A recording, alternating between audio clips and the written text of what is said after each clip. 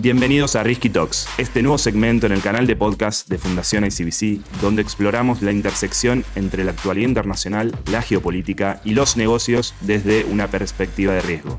Acompáñanos en cada episodio mientras conversamos con expertos, analizamos los fenómenos internacionales más relevantes y exploramos temas profundos relacionados con los riesgos globales que moldean nuestro mundo. ¿Estás listo para sumergirte en el mundo del riesgo global? Entonces, prepárate para Risky Talks. Comencemos.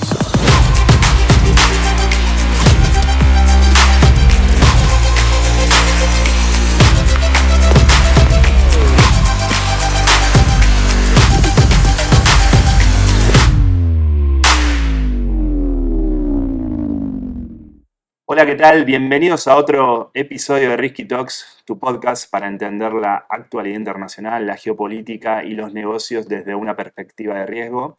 ¿Cómo están, Juli y Esteban? ¿Qué tal ese? ¿Qué tal Esteban? ¿Cómo están hoy? Un gustazo nuevamente estar con todos ustedes. Hoy tenemos una invitada especial para analizar el panorama de los encadenamientos productivos en nuestra región y su vínculo con un concepto reciente que es el de los estados conectores. Nuestra invitada es Paloma Ochoa, una gran especialista en comercio internacional y cadenas globales de valor. ¿Cómo estás, Palo? Bienvenida a Risky Talks, un placer tenerte acá. No, un gusto estar con ustedes acá. Como decía entonces, nos gustaría comenzar esta charla entendiendo el panorama de los encadenamientos productivos en Sudamérica. Te escuchamos. Bueno, América Latina es una región históricamente, digamos, siempre ha quedado medio al margen del proceso de las cadenas de valor, tanto globales como regionales, ¿no? O sea, esto es importante porque, digamos, durante toda la época de la hiperglobalización hay como bastante engolosinamiento con esto de las cadenas globales de valor. Pero lo que en realidad es importante es que las cadenas de valor son principalmente regionales. Después son globales. O sea, y son globales en la medida en que pueden serlo, que bueno, que tiene que ver con el proceso de globalización, donde en realidad, o sea, empieza a ser muy conveniente esto de, digamos, de hacer offshoring en mercados lejanos, porque básicamente, bueno, porque las condiciones tecnológicas te lo permiten, ¿no? O sea, el transporte, la conectividad, la comunicación.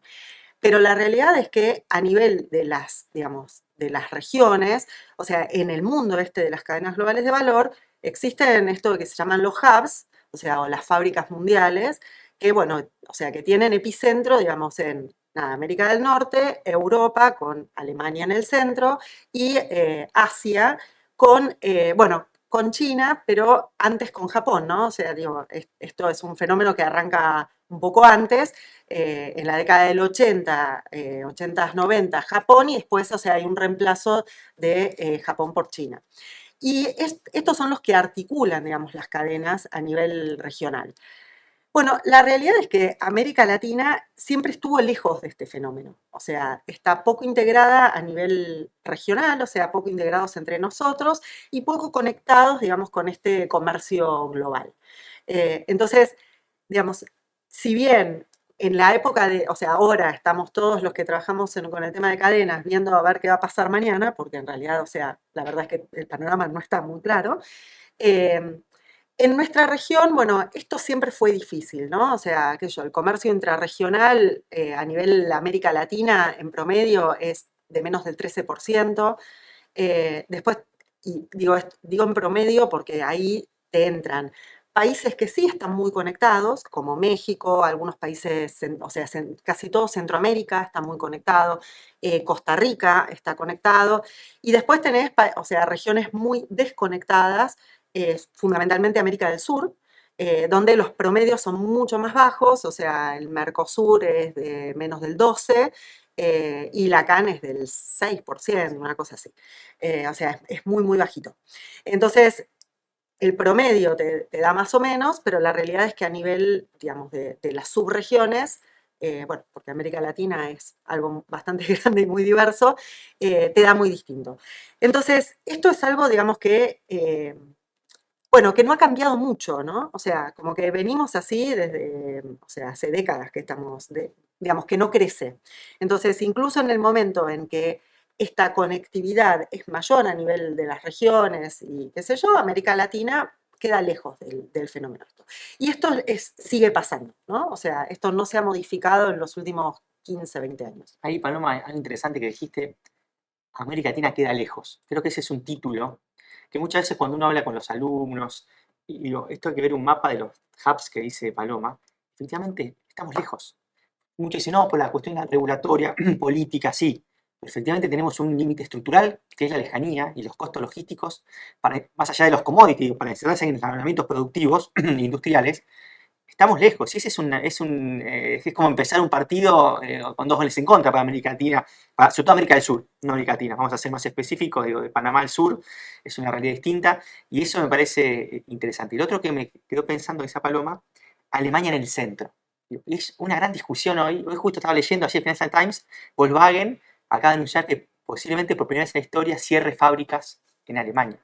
La pregunta es, esta idea de que tenemos todos en la cabeza estos 3 grandes hubs, ¿seguirá así? ¿Alemania, Europa seguirá consolidándose de acá a 10 años como un hubs de producción de cadenas globales? ¿O va a un proceso de periferización muy marcado que va a comenzar a alterar y vamos a hablar de 2 grandes hubs, Asia y América del Norte y Europa? Creo que esa es una gran pregunta que no está claro, pero hay evidencias de un debilitamiento muy fuerte del entramado productivo europeo-alemán que claramente va a impactar en las cadenas de valor, sobre todo europeas.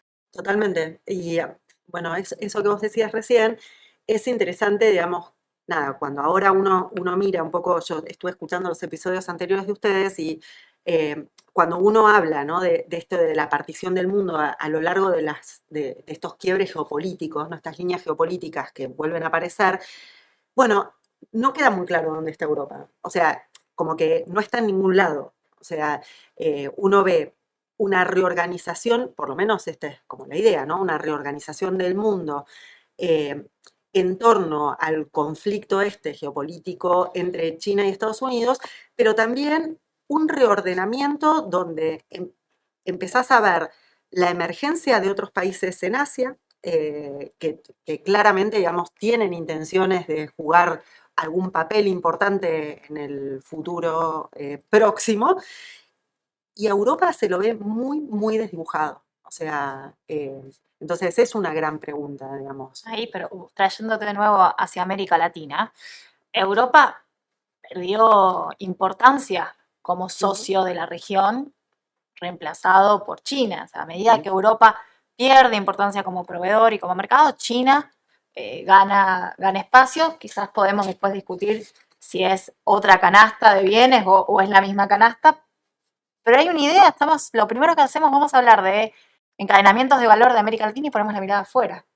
Los primeros minutos de nuestro episodio están yéndose hacia afuera. Entonces, mi pregunta, Paloma, es por las fuerzas centrífugas, porque América Latina parece tensionada por estos hubs que están afuera, por las fuerzas que tironean, y entonces aún si cambia el paradigma productivo, aún si cambia el lugar de Europa, América Latina sigue siendo reactivo en sus encadenamientos hacia afuera, ¿no?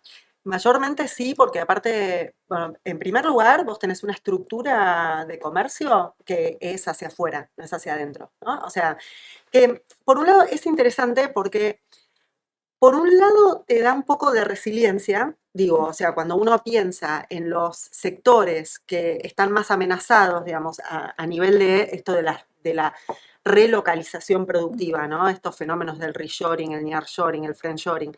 Bueno, vos tenés sectores altamente vulnerables que, nada, yo escuchaba otros episodios de ustedes estaban hablando de las industrias de los semiconductores, poner el tema de los chips, bueno, ahí, o sea, digamos, tenés, por un lado, estos activos mega estratégicos donde tenés intervención de los estados, ¿no? O sea, digo, no sé, tenés el Chip Act, bueno, ahí a Estados Unidos le interesa esto, o sea, pero le interesa al gobierno.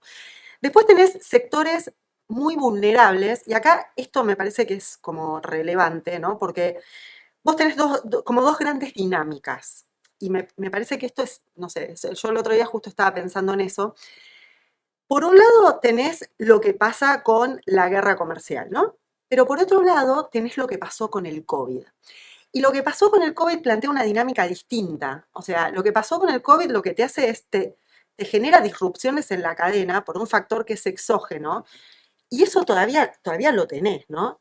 Y ahí te entran otras industrias que son la automotriz, la maquinaria, digamos, todo lo que es industria pesada, bueno, eso es lo que se desconecta, digamos, con el COVID, que son las partes y piezas que se mueven, que es lo que mide las cadenas, ¿no? Con el comercio intermedio. Y después tenés sectores con un riesgo medio y sectores con un riesgo bajo. En los sectores con el riesgo bajo entran los commodities. O sea, todo lo que sería, digamos, commodities tanto agrícolas como minería, bueno, energía y demás, eso entra como en de riesgo bajo porque en realidad, o sea, eso está vinculado a la geografía. O sea, vos no podés producir, digamos, no sé, litio si no tenés litio. O sea, necesitas tener el mineral. Entonces, esas producciones no las podés deslocalizar porque, o sea, porque dependen de un activo geográfico.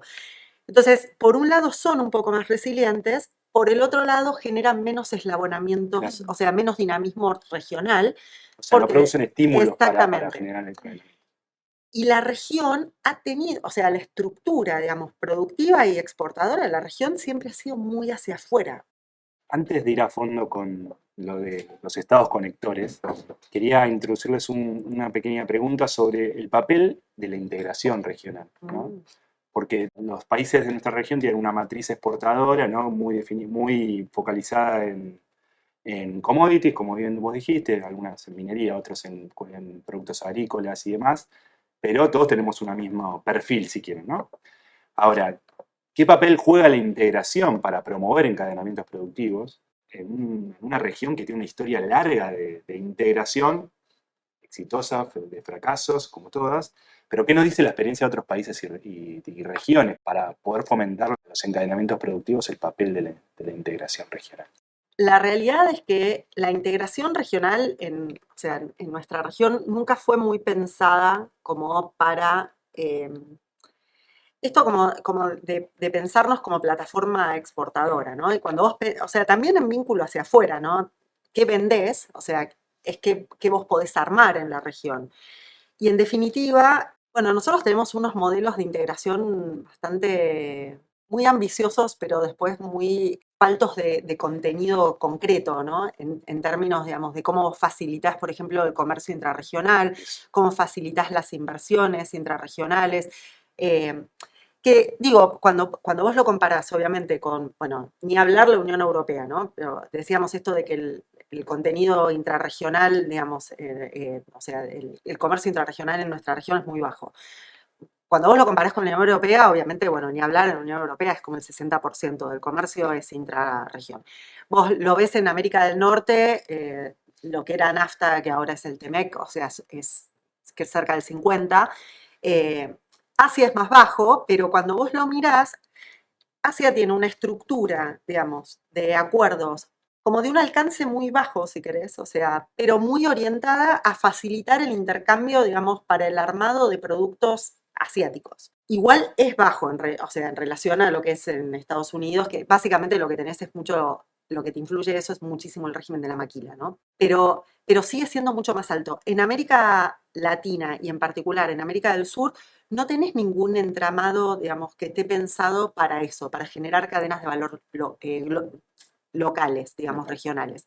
Y por otro lado, tenés, o sea, falta mucho trabajo en las cuestiones concretas que afectan al trabajo entre empresas, que es, o sea, fundamentalmente trabajar, no sé, regulaciones, normativa, o sea, estándares. Tenés un lío Armonización. Claro, armonización normativa, armonización técnica. En la región, muy bajo. Todo lo que tenés de facilitación e infraestructura, muy bajo. El transporte, por ejemplo, de cargas en América del Sur es fundamentalmente carretero. El costo logístico de mover una carga de acá a Brasil es a veces más alto de que llevar un contenedor a China.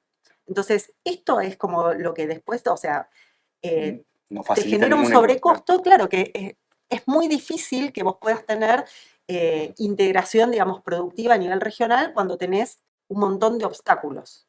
Comparto, Palo, con vos que la integración de América Latina se queda a medias y no alcanza a dar el salto para efectivamente lograr los enlabonamientos productivos, pero quiero hacer 2 puntos. Uno es el contenido del comercio intrarregional, porque antes vos ponías de ejemplo Estados Unidos, Unión Europea, Asia, donde están los hubs productivos. Pero, ¿qué pasa cuando miramos la integración regional donde no están esos hubs? América Latina, África. Y en los dos casos vamos a encontrar un componente del comercio que es muy disruptivo, que es que el comercio intrarregional en América Latina, y esto también se replica en África, especialmente había estado mirando las estadísticas de Sudáfrica, tiene un componente de manufacturas, de valor agregado, de complejidad, que no se replica en el comercio extrazona. Entonces tenés dos patrones de comercio sumamente distintos entre lo que se comercia intrarregional, que va a las manufacturas, que va a la complejidad, que va al agregado de propiedad intelectual, y lo que se comercia extrazona, que es fundamentalmente exportación de commodities a cambio de importación de productos manufactureros. Y eso te genera un montón de tensiones respecto de qué modelo de integración, cuáles son los actores que se benefician, no están los incentivos alineados como sí se puede dar en Unión Europea. Y entonces hay un punto, poner en valor la importancia del comercio intrarregional para algunas industrias. A pesar de que el volumen es bajo, es sustantivamente más elevado cuando hacemos el análisis sectorial.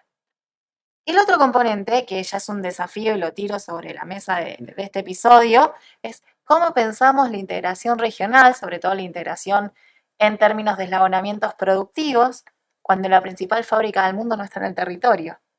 El desafío de pensar cómo integrarse, cómo generar valor, sobre todo pensando en industrias, cuando vemos que el gran productor, sobre todo en los rubros que ahora están ganando peso, tanto metalúrgica, los vehículos eléctricos, es China. Entonces, ¿cómo haces para integrarte? Cuando incluso miramos Mercosur, el comercio intrazona, China ocupa un lugar cada vez más importante como proveedor tanto de Brasil como de Argentina. Y entonces nos lleva a repensar el lugar de la integración y cómo se rompen los encadenamientos productivos. No tengo respuesta a eso. Y ahí una cosa interesante también, cuando uno piensa en la integración regional, uno puede pensar para adentro, cómo logramos encadenamientos productivos endógenos con las dificultades que tenemos. Tampoco algo no se dijo, los consumidores están afuera también.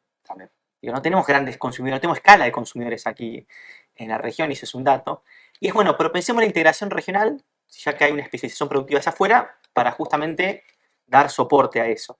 Y también tenemos ahí problemas, digo, uno piensa en la infraestructura que decía Paloma, es un bien público regional, pero porque todos estamos exportando hacia afuera. Y uno ve que también ha habido, avances y retrocesos, pero no ha habido una consolidación de grandes lógicas de planeamiento de infraestructura. Hay los corredores bioceánicos, estuvo IRSA, el COSIPLAN, hay muchos de los organismos multilaterales de crédito impulsando, pero efectivamente es una agenda todavía como bien público bastante poco desarrollada. Y ahí, estamos Perú, Brasil, Chile, Argentina, Uruguay, estamos todos de acuerdo de que necesitamos mayor infraestructura para exportar de manera mucho más eficiente nuestros productos primarios, en el caso que estamos exportando hacia afuera. Y eso es una agenda, por ejemplo, que también ha quedado bastante trunca. Creo que, ese es un gran desafío también, dado que también las geografías bastan. Nosotros tenemos una geografía muy grande, con accidentes geográficos, es difícil nuestra geografía comparada con otras geografías. Entonces me parece que, inclusive pensando a América Latina como plataforma exportada hacia afuera, la integración regional tampoco ha dado muchas respuestas a esas necesidades. Es cierto lo que, recién, lo que decías, de nuestra geografía, es verdad, tenemos una geografía que es compleja. Cuando vos mirás la cantidad de vuelos, por ejemplo, que vos tenés conectando ciudades del Mercosur y mirás cualquier ciudad de Asia en conexión a otras ciudades de Asia, el nivel, digamos, la cantidad de vuelos disponibles es muchísimo más baja. Entonces, como hay formas de resolver el tema de la logística interna que, digamos, me parece que no han sido suficientemente abordados. Después es verdad lo que dice Juli, el tema de tener una estructura exportadora distinta hacia adentro y hacia afuera, yo creo que esto es clave, digamos, porque la realidad es que creo que muy pocas veces hemos concebido la integración como un mecanismo, digamos, de vínculo hacia afuera, como una plataforma hacia afuera. Nos hemos dedicado más a competir entre nosotros que realmente a ver, digamos, cómo podemos complementarnos, y la realidad es que el consumo no está acá adentro. Por ahí es, digamos, excepto por ahí algunas excepciones, tipo Brasil, que tiene un mercado grande, el resto de los países de la región, tienen poblaciones chicas, el mercado no está acá. Entonces, tiene como por ahí mucha más lógica, digamos, pensarnos, o sea, como plataforma de exportación y cuál es el tipo de especialización productiva que vas a querer tener también, porque digo, no, o sea, Brasil creo que es otro mundo, pero en el caso de la Argentina, o sea, cuando vos tenés un mercado del tamaño del nuestro y las capacidades productivas, o sea, vos no podés producir todo. O sea, entonces necesitas sí o sí estar más integrado al mundo y a la región y tener una especialización productiva en aquellos activos que para vos son estratégicos y donde tenés ventajas. Y después lo que decía Juli del tema de China, que bueno, sí, o sea, todos los países de la región nos hemos vuelto bastante dependientes de China, y ahí me parece que hay un gran desafío en ver cómo atraes inversiones para transformar tu matriz exportadora. Yo creo que en esto me parece que los brasileros la están viendo. Lo de que hablamos, bueno, hay algunos países que por ahí pueden o sea, pueden traer inversiones pensando en el mercado por ahí norteamericano, pensando, digamos, en los mercados que por ahí van a ser inaccesibles para China.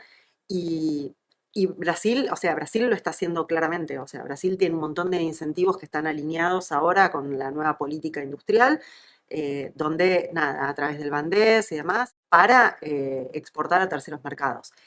Y te redefine la integración regional, cambiar esa mirada a ser una plataforma con una política compartida, coordinada en materia de inversiones, porque eso hasta ahora no estuvo. Exactamente. Y hay que poner en esta ecuación que estamos mirando un componente importante que es América Latina, especialmente Sudamérica, nuestros países, son los países que tienen yacimientos de los minerales críticos en este contexto internacional que te permite ser un factor de atracción de esa inversión y posicionarte en los eslabonamientos productivos de algunas industrias estratégicas y eventualmente con esa inversión ir escalando en productividad y en distintas industrias y ver si eso después deriva o no en un estado conector. Tampoco cuántos estados conectores va a haber.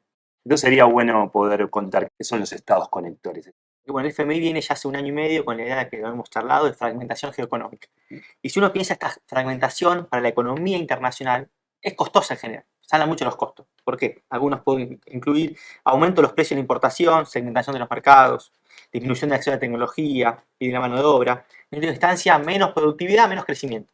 Ahora, lo que dice el Fondo Monetario, y también ya hay autores del Hopkins University que están desarrollando algunos indicadores y índices, es bueno, pero ojo que hay oportunidades para algunos mercados, porque esta fragmentación geoeconómica justamente hace que, bueno, algunos países, empresas de algunos países, puedan justamente introducirse en estos mercados fragmentados y justamente tener una oportunidad de insertarse en estas cadenas que se están fragmentando. Y es interesante también porque ha habido un nuevo estudio, creo que es del BIS, que justamente dice, bueno, ojo que hay algunas cadenas que se están alargando.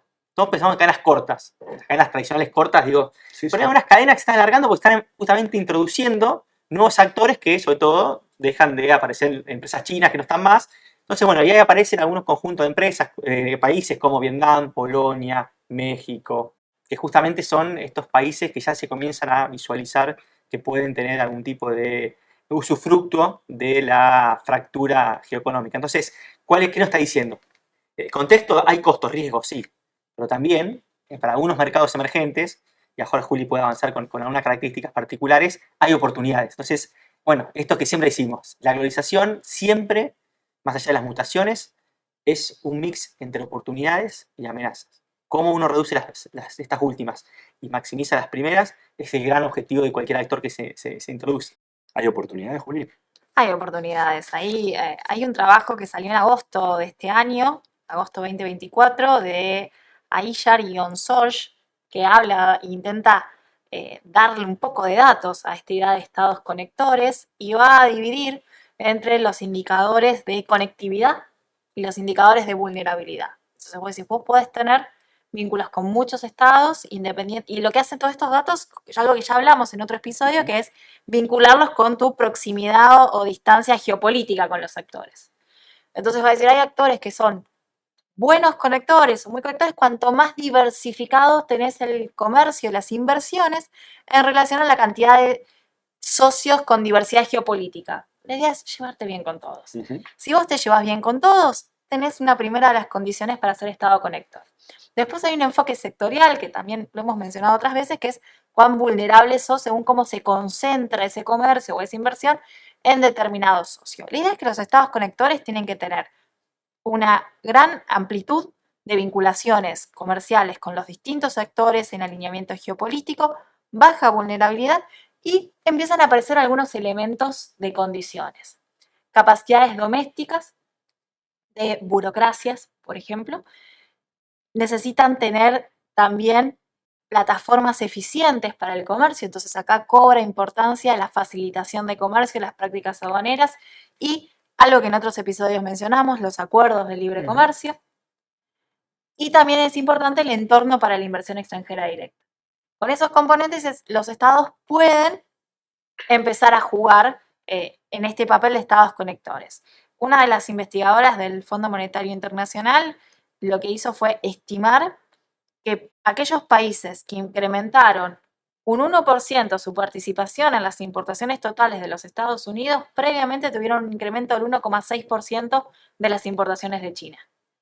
Y es entonces empezar a jugar en esa atracción de comercio y de inversión para reposicionar en los mercados. Pero hay que tener ciertas condiciones donde, algo importante para traerse en la perspectiva de Risky Talks, la política exterior, el posicionamiento geopolítico es tan importante como la política económica. Creo que es sumamente interesante pensando para América Latina, esto que decía Juli, todas estas características, uno dice, bueno, ¿qué países de América Latina podrían ocupar ese rol? Bueno, estuvimos charlando, algunos países centroamericanos, que justamente son abiertos al mundo, tienen TLC con muchos países, tienen proximidad en el caso de poder suplantar algún enlazamiento productivo que se hacía offshoring, Panamá, Costa Rica, bueno, obvio México el caso, pero yo creo que en América del Sur Chile es un país que, si bien tiene una especialización productiva de recursos naturales, creo que por justamente tener una economía abierta y varios TLC con el mundo, tener un sistema financiero bastante líquido abierto a la inversión productiva y de capital, creo que puede comenzar a jugar algunos enlaunamientos como conector en algunos segmentos. Y bueno, y Brasil, por su tamaño, si bien Brasil no tiene una gran firma de TLC y bueno, es una economía no tan abierta, me parece que es esto que decía Paloma, Brasil tiene por su política industrial, por sus características, su peso industrial, creo que puede, y está comenzando a jugarlo. Si uno ve la empresa china BYD, está produciendo autos en Brasil, y porque justamente sabe que Brasil es un hub de producción también para Centroamérica, entonces creo que Brasil por sus características propias es un gran conector posible. Yo creo que ahí la logística y la infraestructura en términos de eficiencia aduanera, de facilitación de comercio, son los elementos aún más importantes que un TLC. Creo que ese es el componente central. Ahí interesante, para pensar un poco más holísticamente, uno dice, bueno, la globalización que conocimos, era muy buena para la economía internacional, porque generaba productividad, crecimiento, pero muy mala para unas regiones periféricas, como el caso de América Latina. Puede ser que esta nueva globalización fragmentada tenga un componente negativo para la economía internacional, menos crecimiento en términos absolutos, con menores índices de productividad, pero a lo mejor una oportunidad para algunas regiones perdedoras de esa globalización que conocimos, que estuvimos hablando como América Latina. Yo creo que esta idea de conectores que comenzamos a ver puede ser una oportunidad para que los países de la región, además de especializarse en nuestros recursos naturales y que hemos ya tenido justamente una inserción comercial exitosa, podríamos decir. Que esa ventaja sigue existiendo. existiendo, Pero a sumarle y agregarle una complejidad productiva e industrial en un mundo que está cambiando de manera acelerada. La pregunta es, y vamos bien al núcleo de la política internacional, ¿cuándo importa quién gana más? Y lo que vimos, algo que empezó a cambiar el motor de la globalización fue cuando China empezó a ganar más que Estados Unidos. Entonces, ¿cuán sostenible en el tiempo es un orden internacional donde los periféricos empiezan a ganar? Nos gusta como resultado de bienestar. Sí. Pero en términos de política internacional dura, ¿aguanta? Sí, ahí la pregunta es cuánto ganan en función de que otro actor está ganando más. Hay alternativas sobre eso o no. Si América Latina es funcional a un crecimiento, a un desarrollo, en el marco de una estrategia de un actor poderoso que está ganando aún más. Es por cuestión sería residual. algún beneficio residual o no. Pero bueno, es una gran pregunta de política de poder que claramente subyace a todas estas discusiones que estamos dando. Como verás, Pablo, siempre quedan preguntas abiertas, siempre quedan ventanas abiertas para seguir conversando y que esto no finalice en un episodio. Así que sos bienvenida nuevamente cuando quieras a seguir conversando con nosotros, porque la verdad que nos abriste mucho el panorama para poder discutir y poder aprender mucho más sobre estos temas. Nadie sabe cómo va a terminar esta historia, así que creo que tenemos material para rato. Muchas gracias por recibirme. Vas a tener que volver, Palo. Totalmente. Cuando quieran.